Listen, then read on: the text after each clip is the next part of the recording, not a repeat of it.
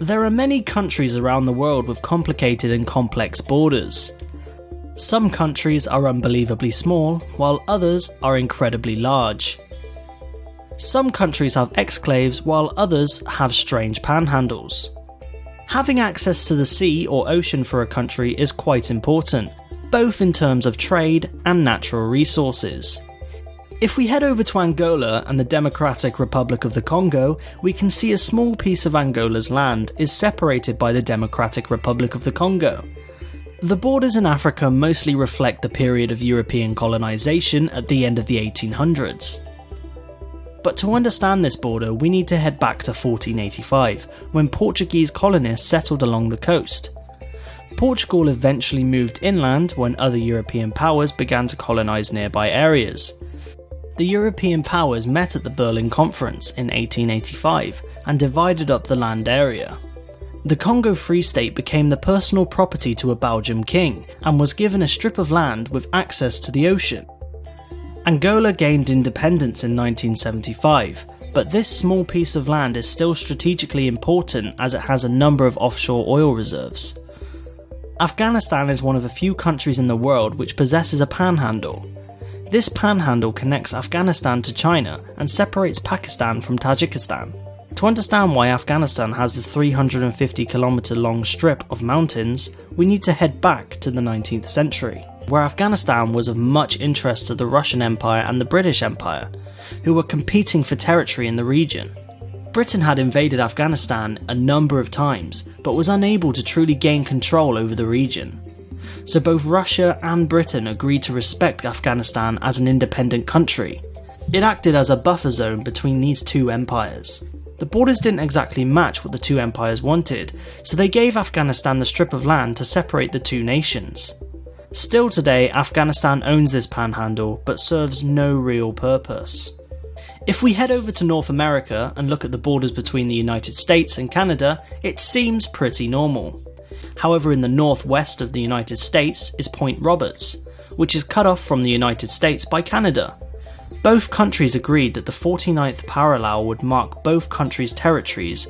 Unfortunately, the small area that incorporated Point Roberts was overlooked.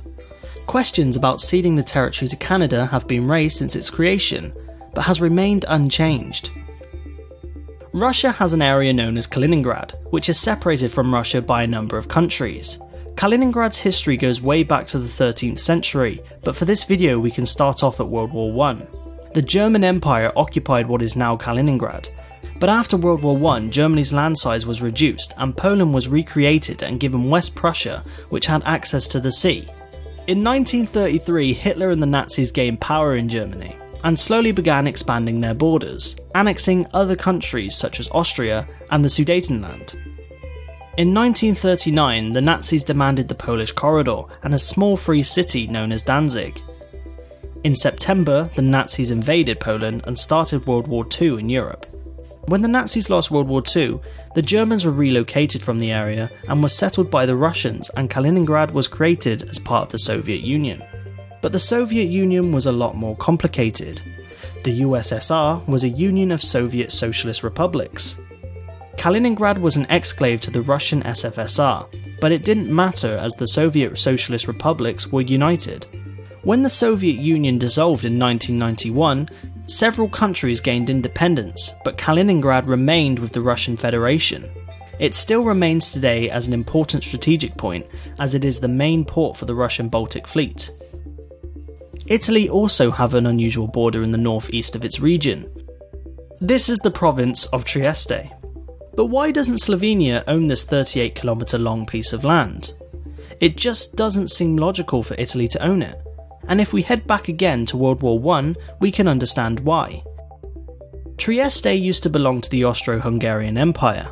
Austria-Hungary lost in World War I and Italy gained some of its territory, while the Austro-Hungarian Empire split. During World War II, Mussolini joined Hitler in the war against the Allies and lost. Trieste became a free territory in 1947, until 1954 when the territory was divided between Italy and Yugoslavia. Yugoslavia eventually split, leaving Slovenia bordering Italy. There are many other places around the world with unusual borders, however too many for this video. Our borders will likely see more changes in the future. New nations will emerge or current ones will dissolve.